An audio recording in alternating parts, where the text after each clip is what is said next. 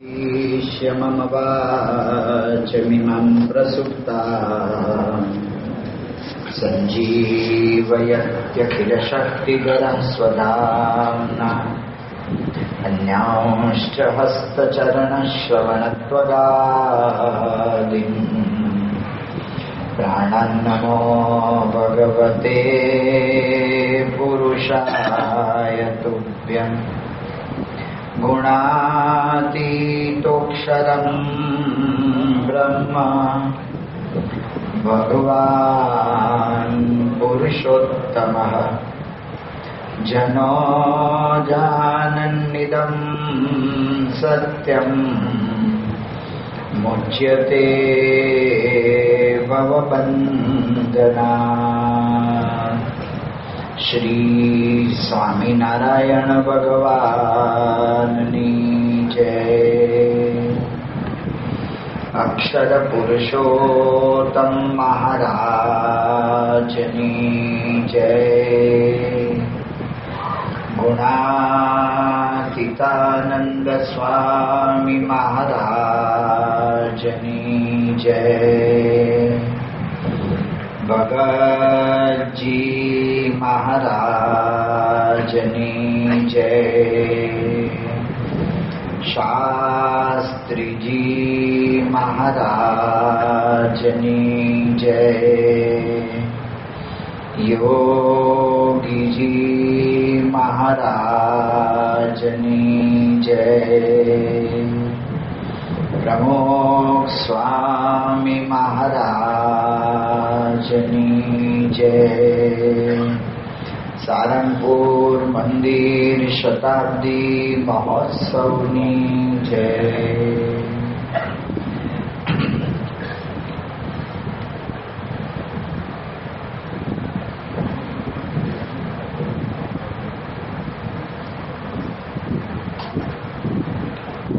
સ્વામિનારાયણ વચનામૃત કાર્યાણીનું 12મું કારણ શરીર ટાળ્યાનું આંબલીના કચુકાનું. સ્વામિનારાયણ હરે સંવત 1877 કાર્તિક સુધી પૂનમને દિવસ સ્વામી શ્રી સહજાનંદજી મહારાજ ગામ શ્રી કાર્યાણી મધ્યે વસતા ખાચરના દરબારમાં ઉગમણે દ્વાર ઓરડાની ઓસરીએ ટોલિયા ઉપર વિરાજમાન હતા અને ધોળો ખેસ પહેર્યો હતો ને ધોળી છીંટની ડગલી પહેરી હતી ને ધોળો ફેંટો ભૂકાની સહિત બાંધ્યો હતો અને પોતાના મુખારવિંદની આગળ પરમહંસ તથા દેશ દેશના હરિભક્તની સભા ભરાઈને બેઠી હતી. પછી શ્રીજી મહારાજ બોલ્યા જે પ્રશ્ન ઉત્તર કરો. પછી મુનિએ માહોમાહી ઘણી વાર સુધી પ્રશ્ન ઉત્તર કર્યા. તેમાં સ્થૂળ, સૂક્ષ્મ અને કારણ એ 3 શરીરનો વિચાર નિસર્યો તથા વિરાટ, સૂત્રાત્મા અને અવ્યાકૃત એ 3 એ જીવની માયા છે. એ 3 શરીરનો વિચાર નિસર્યો. પછી શ્રીજી મહારાજ બોલ્યા છે કારણ શરીર છે એ જીવની માયા છે. તે જ કારણ શરીર તે સ્થૂળ સૂક્ષ્મ રૂપે થાય છે. માટે સ્થૂળ, સૂક્ષ્મ ને કારણ એ 3 જીવની માયા છે. તેમજ વિરાટ, સૂત્રાત્મા ને અવ્યાકૃત એ ઈશ્વરની માયા છે. તે જીવની કારણ શરીર રૂપ જે માયા તે વજ્રસાર જેવી છે. તે કોઈ રીતે જીવથી જુદી પડતી નથી. માટે જ્યારે એ જીવને સંતનો સમાગમ મળ્યો ને સંતને વચને કરીને પરમેશ્વરનું સ્વરૂપ ઓળખ્યામાં આવે ને તે પરમેશ્વરના સ્વરૂપનું ધ્યાન કરે ને તે પરમેશ્વરના વચનને હૃદયમાં ધારે, તેણે કરીને કારણ શરીર છે તે બળીને ખોખા જેવું થઈ જાય છે. જેમ આંબલીનું બીજ હોય ને તે બીજની છાલ બીજ સાથે અતિ દ્રઢ ચોંટી હોય, પછી તેને જ્યારે અગ્નિમાં શેકે ત્યારે તે છાલ દાજીને ખોખા જેવી થઈ જાય ને પછી હાથમાં લઈને ચોળે તો જુદી થઈ જાય. તેમ ભગવાનનું ધ્યાન ને ભગવાનનું વચન તેણે કરીને કારણ શરીર શેકાઈને આંબલીના ફોતરાની પેઠે જુદું થઈ જાય છે, અને તે વિના તો કોટી ઉપાય કરે તોય પણ કારણ શરીરરૂપ જે અજ્ઞાન તેનો નાશ થતો નથી. એવી રીતે શ્રીજી મહારાજે વાર્તા કરી. વચનામૃત કાર્યાણીનું 12મું છે. એમાં મહારાજ આપણને સમજાવે છે કે આપણને આ એક જ શરીર દેખાય છે, આ સ્થૂળ શરીર. એકાદ બે વાળ ધોળા થાય, કંઈ ખીલબીલ થાય તો એના માટે આપણે કેટલો એ પ્રયત્ન કર્યા કરીએ. આપણને એમ લાગે છે કે આ જ સર્વસ્વ છે.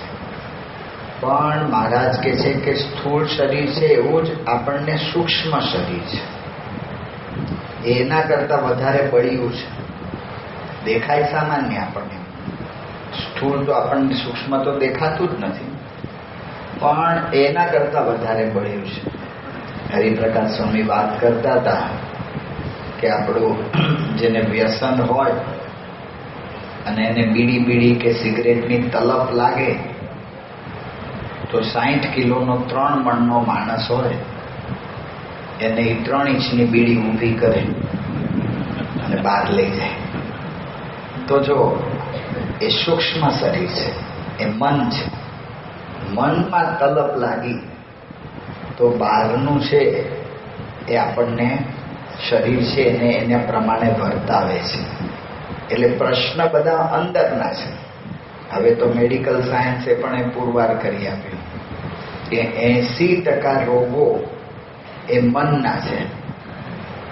જો મનમાં સ્થિરતા હોય, મનમાં પૂર્ણકામપણું ને એવી રીતે મનાયું હોય તો બહારના રોગો ઓછા થઈ જાય. તો કહેવાનું શું છે કે એ સૂક્ષ્મ શરીર છે, પણ એ સૂક્ષ્મ શરીરની એને પણ કાર્યરત કરનારું એ જીવની અંદર જે પડ્યું છે કારણ શરીર, એની અંદર વાસના પડી છે. અનંત જન્મ આપણે ધર્યા છે. પૂજ્ય મહાન સ્વામી વાત કરે છે કે જીવ, ઈશ્વર, માયા, બ્રહ્મ અને પરબ્રહ્મ આ 5 અનાદિના તત્વ છે. એ 5 અનાદિના તત્વ છે એનો અર્થ શું થયો? પૂજ્ય મહાન સ્વામી સમજાવે છે કે મહારાજ ક્યારના છે તો આપણે કંઈ કહી ના શકીએ. અનાદિના એમાં આપણે એમ કહી ના શકીએ કે મહારાજ ક્યારના છે. અનાદિ એનો કોઈ અંત જ નથી, એનો કોઈ આદિ કંઈ ખબર જ ના પડે આપણને. એવી જ રીતે આ જીવ ક્યારનો છે? એ અનાદિનો છે. તો આપણું મૂળ સ્વરૂપ શું છે? જીવ છે. આ દેહ તો વળી આ વખતે મનુષ્ય દેહ આવે, બીજી વખતે કંઈક કાગડાનો આવે ને કૂતરાનો આવે ને ગધેડાનો આવે ને સિંહનો આવે ને હાથીનો આવે, ગમે તે આવે. તો આપણે અનાદિના છીએ. તો અનાદિના જ્યારના મહારાજ છે ત્યારનો હું છું. તો એ મારવાનો જન્મ મરણમાં ફર્યા જ કરું છું. તો મેં અનંત જન્મ ધર્યા છે અને એની અંદર કેટલી બધી અનંત જન્મમાં મેં કર્યું શું? ગુણાત્મા સ્વામી વાતમાં લખ્યું કે ખાવું, ઊંઘવું ને વિષય ભોગવવા, આ 3 જ વસ્તુ કરી છે. તો કેટલી વાસના બધી ભેગી કરી છે. હવે એ જે બધી વાસના ભેગી થઈ છે એ કારણ શરીર રૂપે થઈ છે. એને લીધે મારે વારંવાર આ જન્મ મરણ લેવું પડે છે. તો એ કઈ રીતે ટળે?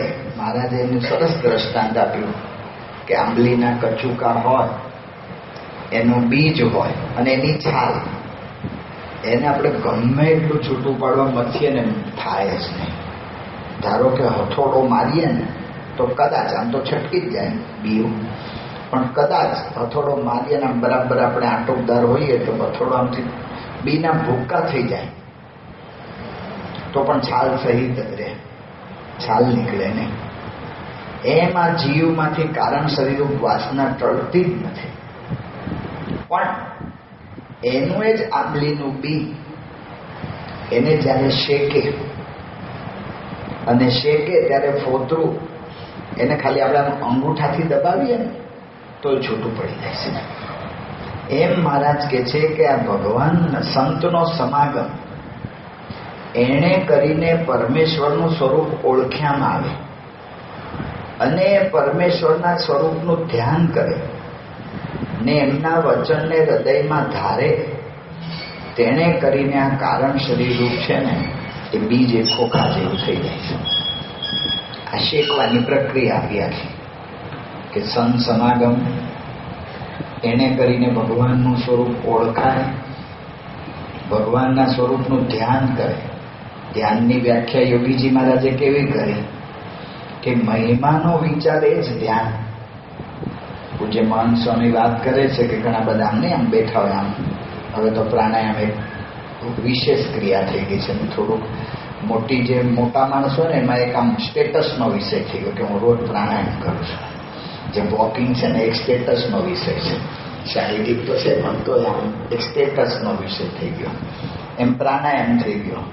તો પૂજ્ય મહંત સ્વામી કહે છે કે આવી રીતે આમ પ્રાણાયામમાં મુદ્રામાં બેઠા હોય, એ પ્રાણાયામનું પોસ્ચર છે, એની મુદ્રા છે. એનો અર્થ એમ નહીં કે ભાઈ એ ભગવાનની અંદર લીન થયો છે, ધ્યાન કરે છે. અને આમ બેઠો પણ તો બીજું કંઈક અંદર. ગુણાયતાન સ્વામી નહીં ઘનશ્યામદાસને પકડ્યા. ઘનશ્યામદાસ નાજા જોગિયા મહારાજના વખતના ખરેખર મહારાજના પાર્ષદ.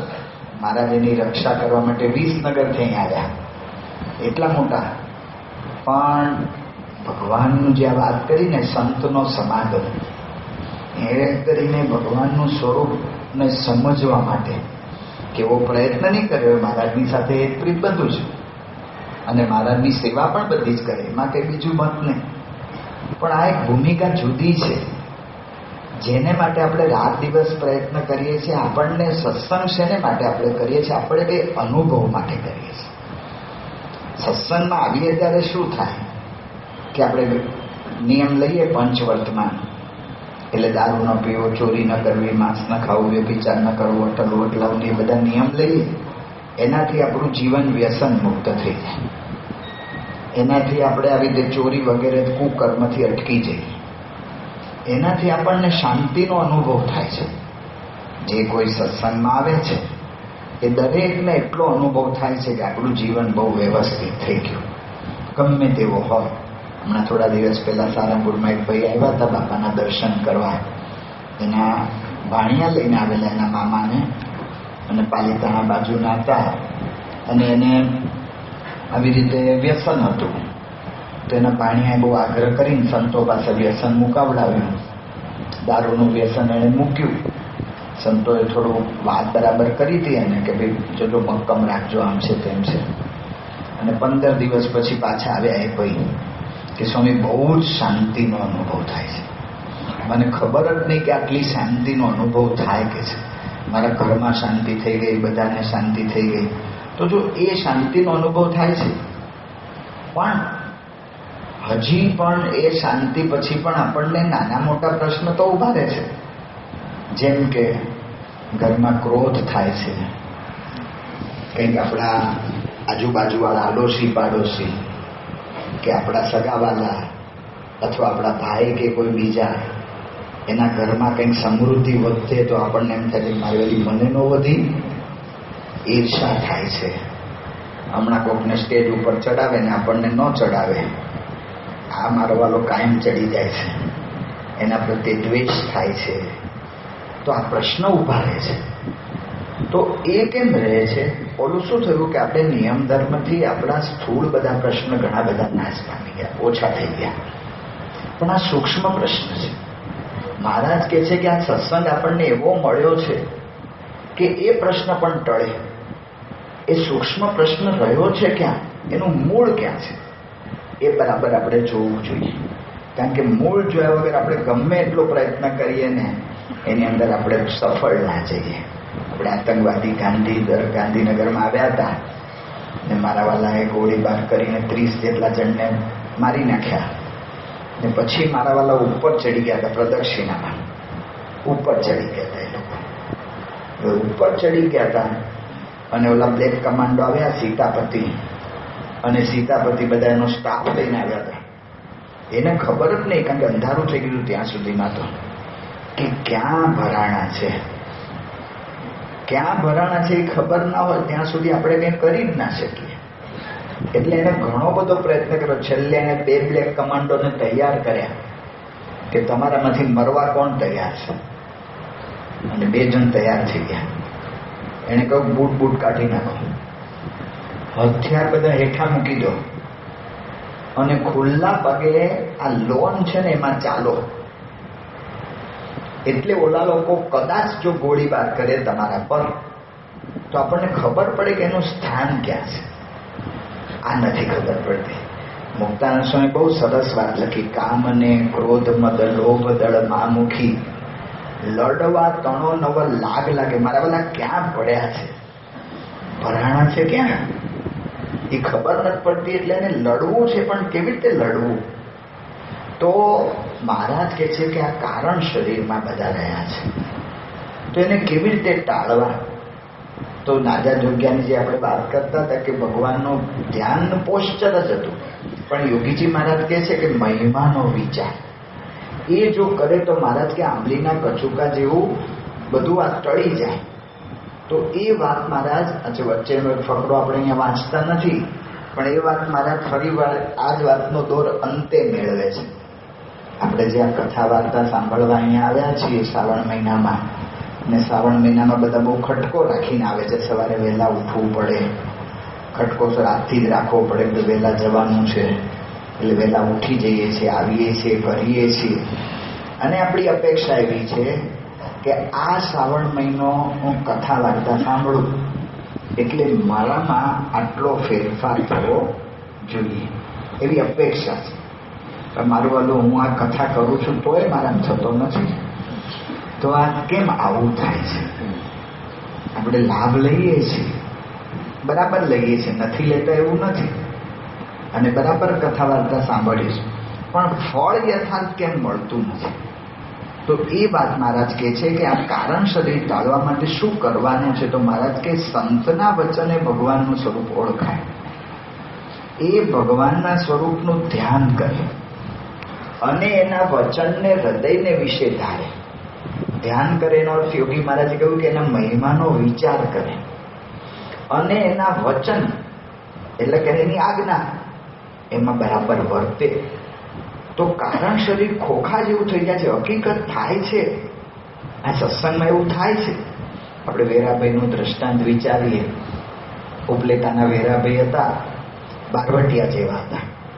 તે ગામમાં બધી ચોરી લૂંટફાટ કરે એટલે લગભગ વેરાભાઈ ગામમાં આવે ત્યારે બધા દુકાનો બંધ કરી નાખે. અને ગરાસિયા દરબાર હતા. પછી એમાં એવું થયું કે કોઈ સંતો આપણા ત્યાં પધાર્યા છે, પરમહંસો, એના સમાગમમાં બેઠા, કથા વાર્તામાં શાંતિનો અનુભવ થયો. બીજી વાર બેઠા, સંતોની આગળ નિયમ ધારણ કર્યા અને નિયમ ધારણ કરી અને સત્સંગી થઈ ગયા.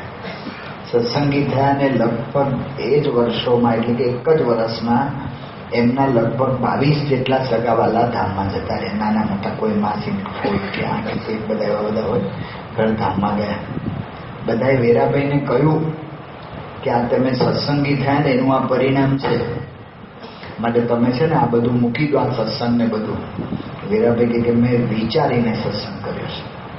તો દ્રઢતા સાથે સત્સંગ કરેલો, પણ પ્રકૃતિ કેવી હતી એમની પ્રકૃતિ? કે થોડુંક મન ધર્યું કાયમ કરવાની પ્રકૃતિ. મહારાજે 69 કાળમાં પંચાળા પધાર્યા અને ત્યારે પ્લેટાને બધે મહારાજ ગયેલા. મહારાજે કહ્યું હતું કે ભાઈ ગમે તેવી મિલકતોને સોનું વેચીને પણ અનાજ લઈ લેજો. તે વેરાભાઈને કહેલું કે તમે આ બધું ઘોડા બધું રાખો છો, આ બધું કાઢી નાખજો અને અનાજ સાંદરી લેજો. મહારાજે રૂબરૂ કહેલું.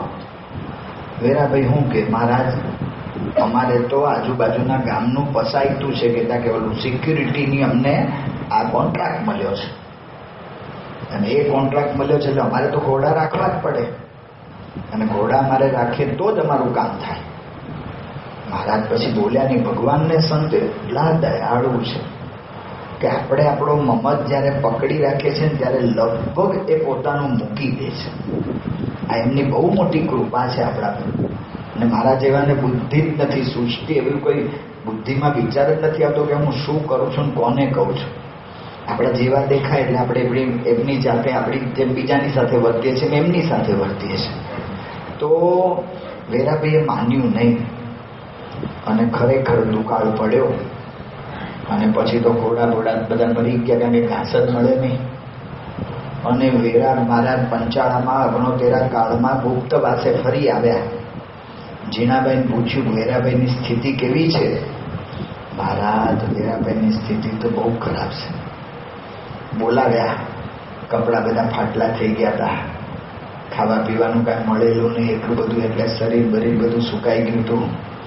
મહારાજે જીણાભાઈને કહ્યું કે એમને તમારી પાસે જે કંઈ મિલકત હોય એમાંથી 200 રૂપિયા કેવું કંઈક આપો. એ વખતે 200 રૂપિયા બહુ કહેવાતા. અને મહારાજ કે ઘોડું પણ આપજો, કારણ કે એમને પસાયતું કરવું છે. તો વેરાભાઈ પછી મહારાજ આગળ હાથ જોડી ગયા. પણ પ્રકૃતિ કેવી છે કે મન ધાર્યું પોતાનું પકડી રાખવું. બીજો પ્રસંગ સત્સંગમાં આપણને કેવો મળે છે, પંચાળામાં મહારાજ જીણાભાઈ મહારાજને મળવા માટે લોયામાં ગયા. અને મહારાજને કહ્યું કે પંચાળા તમે ઘણા વખતથી નથી પધાર્યા, તો લોયાથી પંચાળા આવો.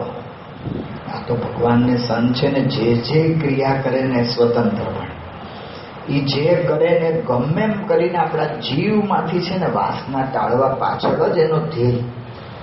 જીણાભાઈ જેવા મોટા દરબાર અને પંચાળા તો સ્ટેટ કહેવાય, પણ મહારાજે જીણાભાઈ ના પાડી દીધી કે અમારે કઢલાનો કાર્યક્રમ નક્કી છે, અમે નહીં આવીએ.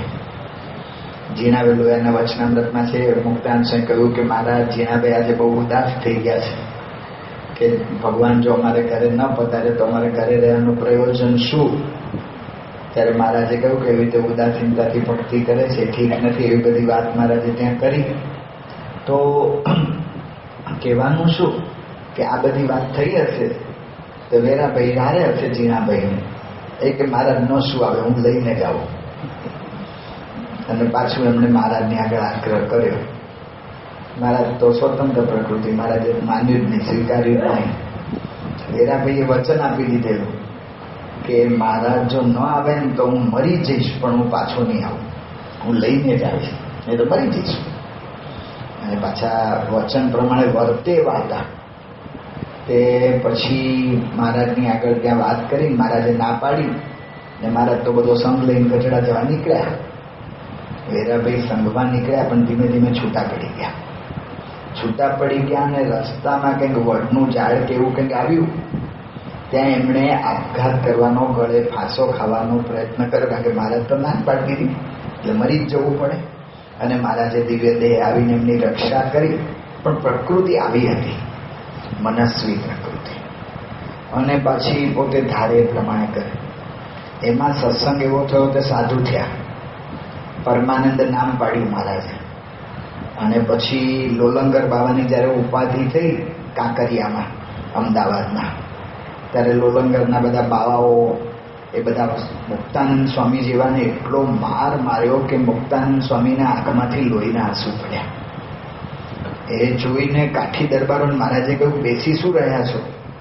અને કાઠી દરબારો બધા ઊભા થયા. ભક્ત ચિંતામણીમાં લખ્યું કે 4 પાડ્યા ચોકમાં જે હતા મોટા મહાંત, તો આવા બધાને પાડ્યા કર્યા.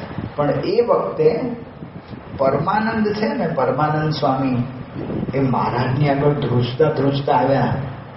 અને મહારાજે જોયું એક હાથમાં તલવાર અને એનું શરીર લોહી લુહાણ, એક કાન આખો કપાઈ ગયો હતો. મહારાજ કે પરમાનંદ આ શું?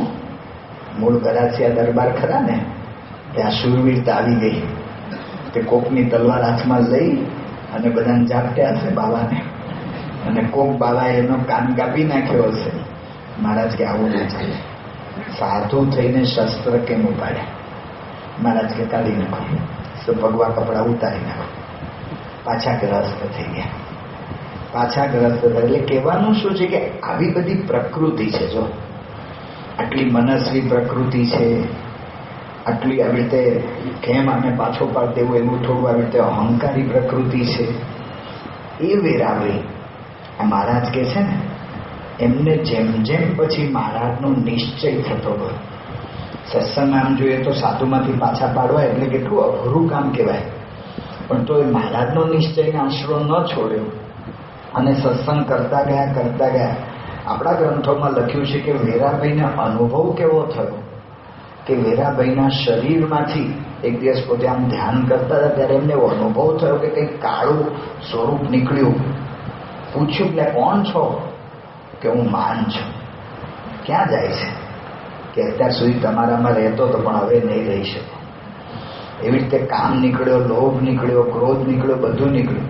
સત્સંગમાં થાય છે, આ શક્ય છે. આપણે અત્યારના સંજોગોમાં જોઈએ તો રામસંગ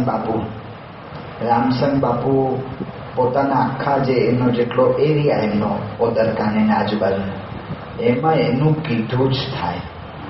અને એટલા બધા એ બધા બે ચારની આખી ગ્રુપ હતું. રામસંગ બાપુ છે, રીશુબા વાળા છે, બીજા બધા ટેમ્પા છે ને બધાનું આખું ગ્રુપ હતું. આખું ટેમ્પાને ઘેર બાપા પધારેલા ત્યારે બાપાને પધરામણી કરાવી અને બાપાને પાછળ વંડામાં લઈ ગયા ટેમ્પા. તે બધા કહ્યું બાપુ વંડામાં હું પધરામણી હોય તો ઘરમાં હોય અંદર, આ વંડામાં હું કામ લઈ જાઉં છું? કંઈ નવા ઘર બર બાંધો? બાપાને કહે કે બાપા અહીંયા પાણી છાંટો ઠાકોરજીની પ્રસાદીનું કરી. એવું બધા હરિભક્ત હતા એને પૂછ્યું પણ આ અહીંયા શું તમારે કંઈ નવા ઘર બર કરવા છે કેમ અહીંયા પાણી છંટાવો છો? એ કે તમને ન ખબર પડે. પછી બાપાને કહ્યું કે બાપા જેટલાના ખૂન કર્યા છે ને એને અહીં દાટ્યા છે, આ પાણી છાંટો તો બધાનો મોક્ષ થાય. આવા બધા માણસો રામસંગ બાપુ ને રીશુબા ને બધા. પણ એ રામસંગ બાપુને બાપાનો નિશ્ચય થઈ ગયો. ભગવાનને સંતની એવી કૃપાપૂર્વના કંઈક એવું કંઈક સુકૃત થઈ ગયું હશે, કંઈક એવું સારું કર્મ થઈ ગયું હશે, તો એવો નિશ્ચય થઈ ગયો. તો અખંડ ભજન. અને પછી તો પોતે ઘરમાં પણ રહેવાનું છોડી દીધું ને વાડીમાં જ જતા રહ્યા. ને વાડીમાં એક મકાન લઈ, એટલે એક મકાન જેવું કરેલું, એની અંદર બેઠા બેઠા આખો દિવસ માળા ને ભજન જ કર્યા કરે. જો શક્ય છે. આ સત્સંગની અંદર આપણા સ્વભાવ પ્રકૃતિ છતી દેહે ટળવા એ શક્ય છે. પણ એ ક્યારે થાય? તો મહારાજ કે છે આ કથા વાર્તા ને બધું આપણે સાંભળીએ છીએ એ બરાબર છે. હવે એમાં એક આગળનું પગલું શું ભરવાનું છે તો એ વાત મહારાજ અહીંયા આપણને સમજાવે છે. પછી શ્રીજી મહારાજ બોલ્યા છે ગમે તેવો કામી, ક્રોધી, લોભી, લંપટ જીવ હોય, આમાં તો શું બાકી રહ્યું? સામાન્ય કામી નથી, ગમે તેવો કામી, મારો ગમે ત્યાં એનું વશ જ નથી રહેતી એની ઇન્દ્રિયો. લોભી, ક્રોધી, ગમે તેવો ક્રોધી ને આપણે ઓલા ઘણા કહે છે ને હાઈલી ઇન્ફ્લેમેબલ, કે ભાઈ આનું છે ને ઓલા ટ્રકની દૂર રાખવા માટે ઓલી આ લખે નહીં કે ભાઈ આ મારીથી દૂર રહેજો નહીં તો અમે હળગાવી દઈશું તમને. એવી રીતે ગમે એવો ક્રોધી, એને વતાવાય જ નહીં, એને પૂછાય જ નહીં કંઈ. એવો ક્રોધી, લોભી, લંપટ જેવો જીવ હોય, આવો જીવ હોય તો પણ મહારાજ શું કહે છે? અને જો આવી રીતની વાતમાં વિશ્વાસ રાખીને પ્રીતિ એ કરીને સાંભળે તો તેના સર્વે વિકાર ટળી જાય છે.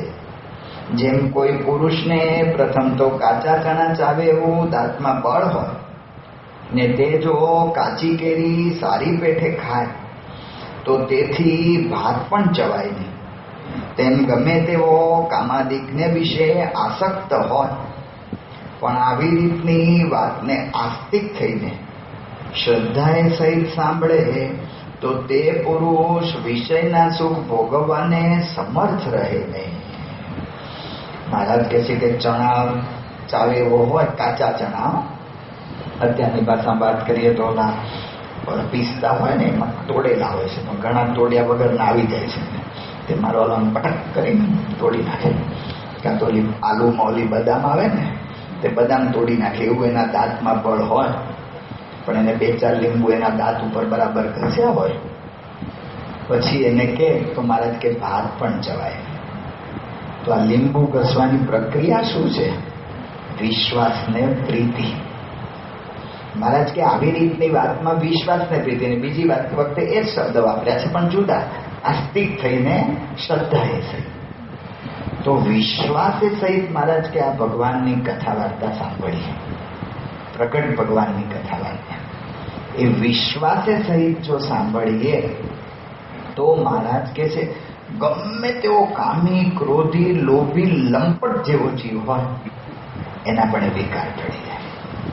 તો મારા જેવામાં ખૂટે છે શું? હું કથામાં આવી જાઉં છું, હું બેસું છું, હું સાંભળું છું, હું બધું કરું છું, પણ ખૂટે છે શું? તો મહારાજ કહે છે કે વિશ્વાસ. વાતો સાંભળીએ છીએ, મને ગમે છે, મને સારી લાગે છે. કદાચ મારી જેમ કથા કરવાની તમે બધાએ કથાએ કરી શકો, અથવા અંદર ગોષ્ઠી કરવાની તો એ પણ કરી શકે, પણ જે 100% વિશ્વાસ, જે વિશ્વાસ આપણી ક્રિયામાં આવે એવો વિશ્વાસ. કેવો વિશ્વાસ? મેં કોઈ દિવસ કોઈ સાપને કોઈ કરડતો હોય ને એવું મેં જોયું નથી. અમે એક વખત જુનાગઢમાં ઓલા શક્કરબાગમાં ગયા હતા, સંતોન જુનાગઢ પંથીથી કરવા ગયા, ત્યાં લઈ ગયા હતા. તો ત્યાં 4 પ્રકારના સાપના ચિત્ર દોરેલા હતા. બધા સાપ હતા, બધા ઓલા પાંજરામાં.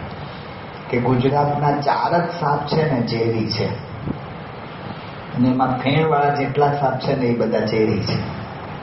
ને સારંગપુરમાં 90% સાપ બધા ફેણવાળા જ નીકળે છે. તો પણ હજી સુધી મેં એક પણ સાપ કોકને આમ કરડતો એવું મેં જોયું નથી. ચલો એ ના જોયું તો વાંધો નહીં. સાપ કોઈને કરડ્યો હોય અને એવો માણસ મરતો હોય એવો પણ મેં જોયો નથી હજી સુધી. કઈ વાંધો નહીં. સાપ કોકને કરડ્યો હોય ને કોક માણસ મરી ગયો કે ધામમાં જતો રહ્યો, સંતો બધા ઘણી વખત અગ્નિ સંસ્કારમાં કે છેલ્લે પૂજન માટે જાય છે, તો એવું પણ હું ક્યાંય ગયો નથી હજી સુધી. સાપ કોકને કરડ્યો હોય, ધામમાં જતો રહ્યો હોય, પછી એની ઓલી સભા ગોઠવે છે ને શ્રદ્ધાંજલિની કે શોક સભા, એમાં પણ કોઈ દિવસ ગયો નથી. તો પણ અત્યારે જો સાપ નીકળે ને તો હું અહીંથી પહેલો ઊભો થઈ જાઉં.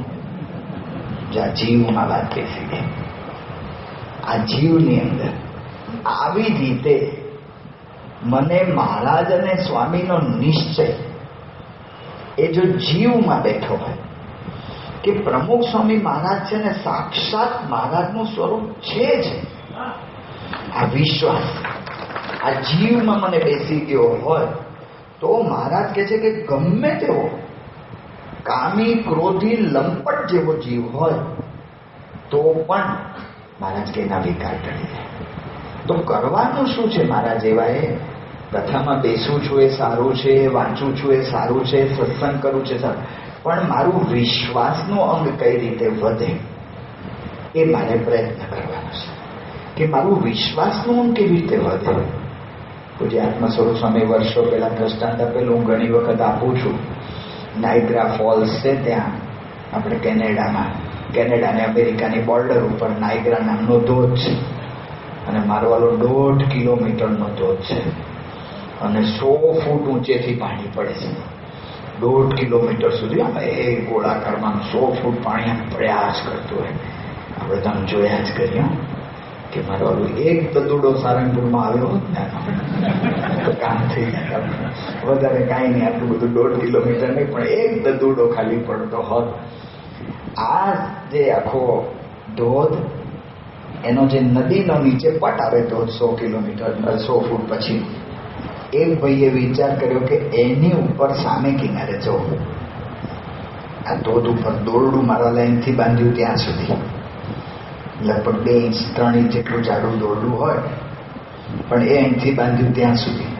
અને આ BSSના બધા આપણા જે બાળકો છે ને એને લગભગ વર્ષ કે 2 વર્ષ પહેલા એ લોકોને આ વિડીયો દેખાડી હતી, આ BSSના બાળકોને. અને આ વખતે છેલ્લે વળી બાપા સાથે રોબિન્સવિલ ગયા હતા ત્યારે ત્યાં ટોરન્ટો જવાનું થયું તો અહીંયા નાઇગ્રા પર તો ખબર પડી કે આવા તો ઘણા સ્ટન્ટ કરેલા છે.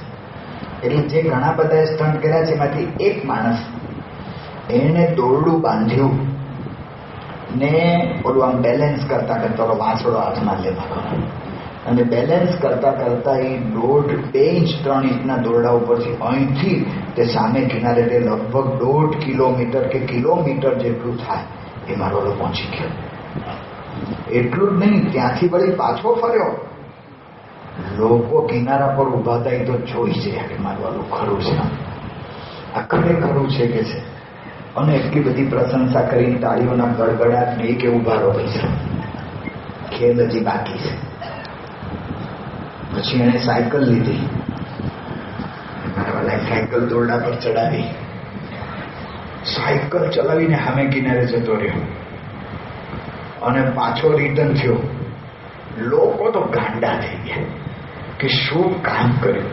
જો હજી આપણે અત્યારે જોતા નથી પણ આપણે સાંભળીએ છીએ ને તો આપણને આનંદ થવા માંડે છે અંદર કે ભાઈ આ ખરેખરું કામ થયું છે. તો લોકો ગાંડા થઈ ગયા કે આ શું કામ કર્યું આને અમારો. કેટલો પાવરફુલ માણસ, કેટલું સંતુલન જાળવે છે, કેટલું બેલેન્સ રાખે છે.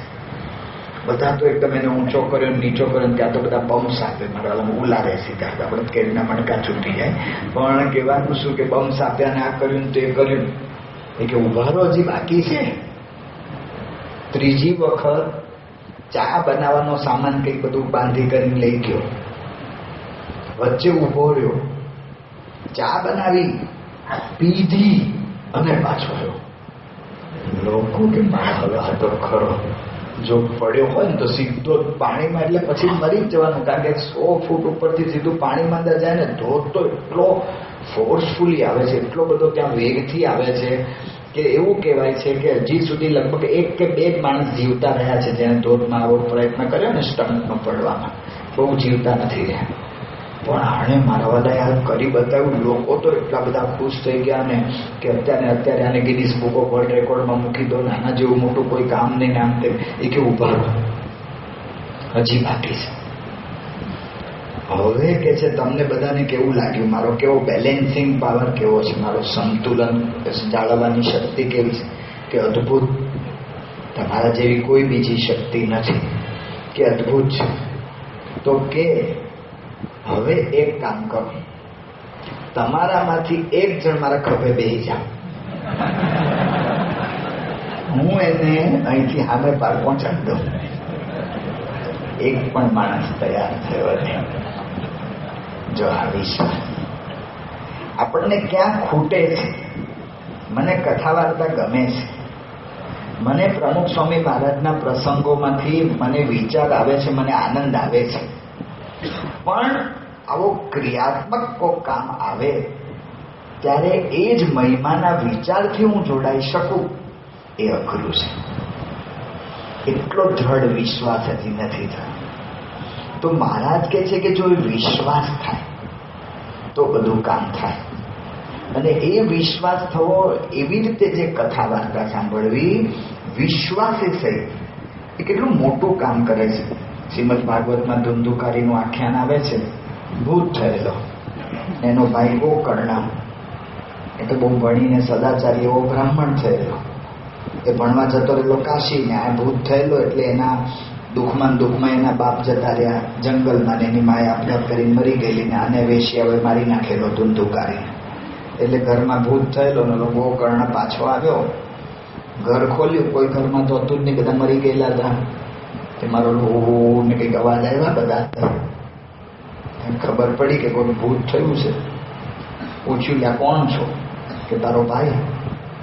એટલે તું બ્રાહ્મણ થઈને અને આત્મદેવ બ્રાહ્મણનો પુત્ર થઈને તું ભૂત થયો?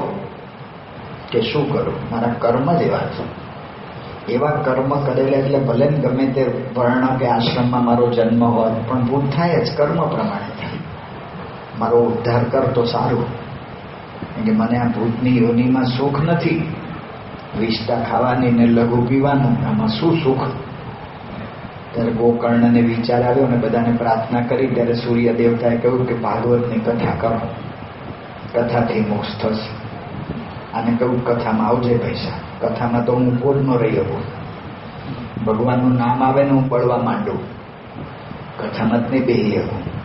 તે વાંસડો રોપ્યો ઘરની સામે જ. અને વાંસડો રોપ્યો કે વાંસડામાં રહે છે, કારણ કે પોલમાં રહે. ભૂત છે ને બધા પોલમાં રહે છે. જ્યાં પોલાણ હોય ને, જેને નિષ્ઠામાં કે એમાં કંઈક પોલ હોય ને, તો એની અંદર ભૂત ઘૂસે. તો વાંસડો રોપ્યો કે વાંસડાની અંદર ભૂત બેઠો બેઠો સાંભળે. કથામાં એવી વાત છે કે 7 દિવસ પૂરા થયા ને 7મે દિવસે બધી 7 ગાંઠ તૂટીને તો બધી છે, પણ 7મે દિવસે ભગવાનના પાર્ષદો વૈકુંઠ લોકમાંથી વિમાન લઈને આવ્યા. અને વિમાન લઈને આવ્યા અને ભગવાનના પાર્ષદોએ ધુંધુકારીને દિવ્ય દેહ આપ્યો અને પોતાની હારે વિમાનમાં બેહાડી દીધો. અને વિમાન તો ઉપડ્યું. બધા શ્રોતા મારા જેવા હતા, એને પૂછ્યું કે ઉભા રહો. ભગવાનના પાર્ષદ કે શું કામ છે ભાઈ? કે તમે ભગવાનના પાર્ષદ થઈને અન્યાય કરો છો. કે શું અન્યાય? કે જો આ છે એ ધુંધુકારીએ તો વાંસળામાં રહીને સાંભળ્યું છે, પ્રત્યક્ષ તો આવી જ નથી શક્યો.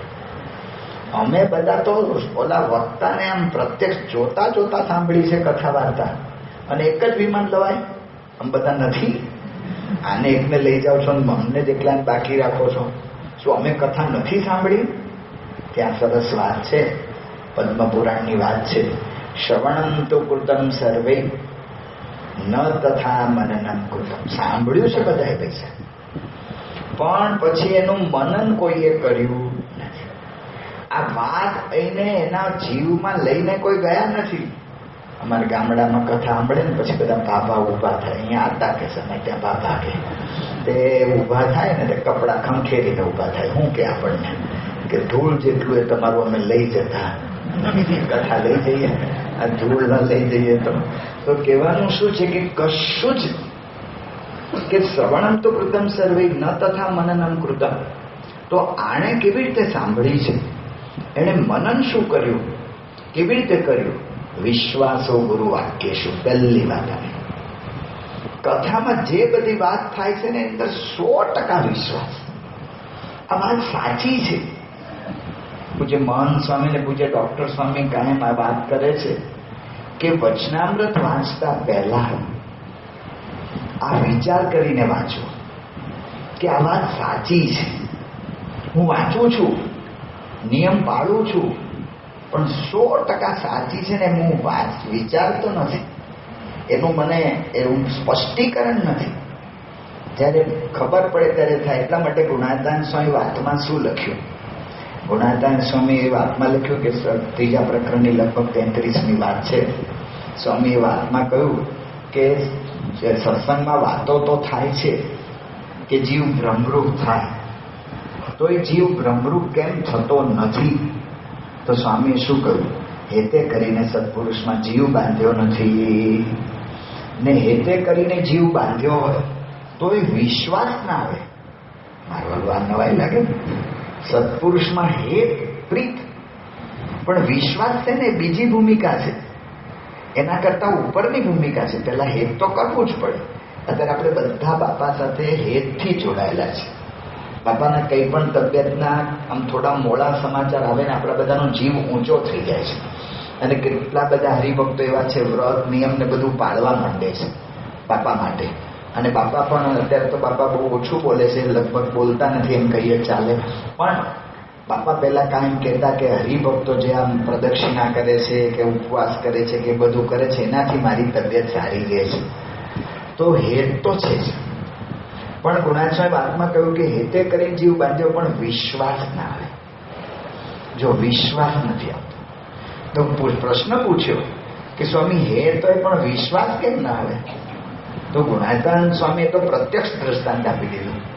સ્વામી કે આ જલે ભગતે મારી સાથે હેતે કરીને જીવ બાંધ્યો છે પણ વિશ્વાસ નથી. જલા ભગત હતા જુનાગઢમાં. વિવેકસાગર સ્વામી વાત કરે છે, એમનો આખો પૂર્વ ઇતિહાસ વિવેકસાગર સ્વામી કયો તો મને ત્યારે બરાબર યાદ નથી, પણ એમની માતા કંઈક ગામમાં જતા રહેલા અને પછી પોતે મંદિરમાં આવી ગયેલા. અને મંદિરમાં આવી ગયેલા નાનપણથી સ્વામીએ સાચવેલા એટલે સ્વામીને વિશે અતિશય હેત. અને સ્વામી એમને બધા સંતોને બધાને લઈને જાય વડતાલ સમય પર તો લઈ ગયા હશે.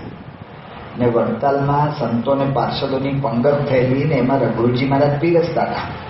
જે કંઈ લાડુ કે એવું મિષ્ટાન હતું બધાને પીરસતા હતા. આનંદનો વિષય કહેવાય આપણને. રઘુજી મહારાજ જેવા પીરસે ને એ વળી મિષ્ટાન પીરસે એટલે આનંદનો વિષય કહેવાય. તે આનંદ બધા કરતા હતા.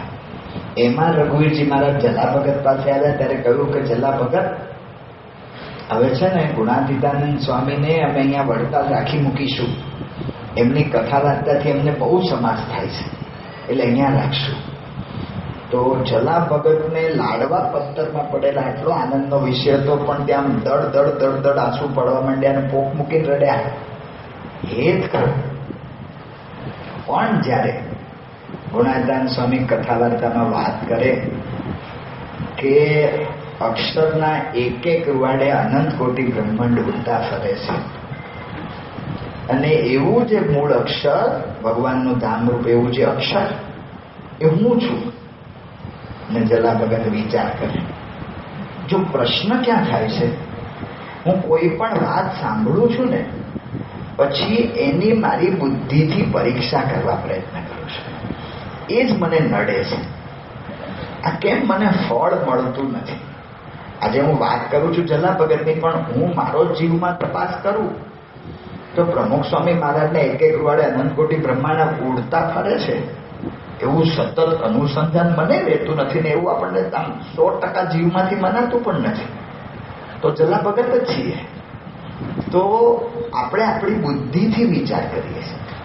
જલા ભગત એની બુદ્ધિથી વિચાર કર્યો કે આ સ્વામીનું એક એક રૂવાડું અને આમ દેખાય છે ને એમાં કઈ આમ કઈ અનંત કોટી બ્રહ્માંડ ઉડતા ફરતા નથી. ઘણા સંતો ને ઘણા હરિભક્તો સ્વામીની મુંડન થાય ને ત્યારે બધા બાપાને મશ્કરી કરે, આનંદ કરે કે બાપા જે અનંત ઘણા બધા બ્રહ્માંડો તૂટી પડ્યા હો, કે મુંડન થયું હોય ને એટલે બધા વાળ બધા કાઢી નાખ્યા, ઘણા બધા બ્રહ્માંડો જતા રહે. આ બધી આનંદની વાતો છે, પણ હજી આમ 100%.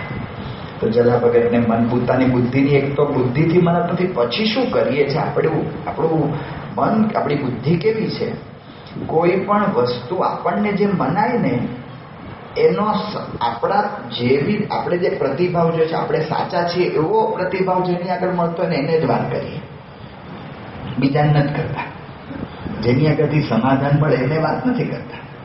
જેના તરફથી જો આપણી મૂંઝવણ હોય ને, તો મૂંઝવણ હોય આપણી તો કોને કહીએ છે કે જે આપણી મૂંઝવણ પૂછતી આપણે, હા તું કે છે સાચું છે ભાઈ, એ છે ને સાસુ આવી જ હોય કાં તો વેવાય આવા જ હોય, એવી જે પુષ્ટિ આપતો હોય ને એને વાત કરીએ છીએ. ઓલી સમાધાન કરે એને વાત નથી કરતા, એ આપણી ખોટ છે.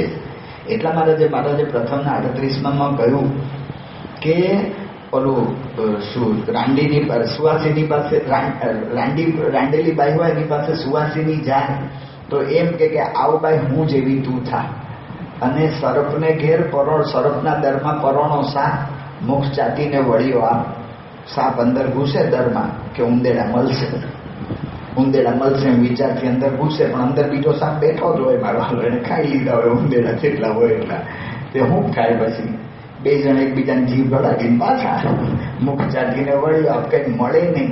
મહારાજ કે ઉકેલ ના મળે. આવો પ્રશ્ન થાય. બુદ્ધિ આપણી માયાની છે, માયાની અંદર લેવાયેલી છે એટલે પ્રશ્ન થાય. પણ પ્રશ્નમાં ઉકેલ કોની પાસે લેવો જોઈએ? તો મહારાજ કે જે એવી ટાળવા સમર્થ હોય અને ચાડ રાખીને આપણા સંકલ્પને ટાળે એની પાસે વાત કરવી છે. તો જલા ભગતે તો પોતાના સમાધાન માટે નહીં પણ પોતાની પુષ્ટિ થાય એવો પ્રયત્ન કર્યો. તેના સિક્યુરિટી ગાર્ડને બધા દરવાણીને પ્રશ્ન પૂછ્યો કે આવું ગુણાય વાતો કરે છે તો વાત સાચી હશે? દરવાણીને હું જ્ઞાન હોય ભગવાનના સ્વરૂપનું? એ કે સ્વામી કેવા છે? મોટા છે ને, મંદિરના મહંત કહેવાય એટલે મોટા જ કહેવાય. એટલે સ્વામી એ મોટા ને સ્વામીના ગપ્પા એ મોટા. જો સ્વામી કે હે તોય પણ વિશ્વાસ નહીં, અને વિશ્વાસ હોય તો એ સ્વામી કે નિષ્કપટપણે વર્તાય. તો નિષ્કપટપણ એટલે એક તો એ કે આપણા સંકલ્પ વિકલ્પ થતા હોય, મારા જે 3 પ્રકારના સંકલ્પ વિકલ્પ થતા હોય કહેવાની વાત કરી છે, નિયમ ધર્મ ભંગ થઈ ગયો હોય, અભાવ પણ બહુ આવતો હોય, એવી બધા સંકલ્પની વાત કરી છે. તો એ તો છે જ, પણ મુખ્ય કપટ શું છે? જે ભાગવતના પ્રથમ શ્લોકની અંદર વાત કરી, ધામના સ્વેન સદા નિરસ્ત કોહકમ સત્યમ પરમ ધીમય, ધામરૂપ જે પોતાનું સ્વરૂપ એણે કરીને ટાળ્યું છે માયાનું કપટ જેણે. તો 55ના 7મા વચનામૃતમાં મહારાજે બીજો જ પ્રથમ સ્કંદનો શ્લોક ત્યાં ટાંક્યો, સવેદ ધાતુમ પદવીન પરસ્ય, અને મહારાજે ત્યાં કહ્યું કે નિષ્કપટપણે સંતનો સમાગમ કરે તો એના અંતરમાંથી માઇક બધું ભાવ નીકળી જાય. પણ ત્યાં મહારાજે કપટ કયું કહ્યું છે? ભગવાનની અંદર જે માયા પરઠવી ને એ કપટ. જો મને પ્રમુખ સ્વામી મહારાજને વિશે સંપૂર્ણ દિવ્ય ભાવ આવે છે તો મારા વિકારો ટળી જ જાય. સ્વામી કે જો નિષ્કપટપણે વર્તે તો બ્રહ્મરૂપ થયા વગર રહે જ નહીં.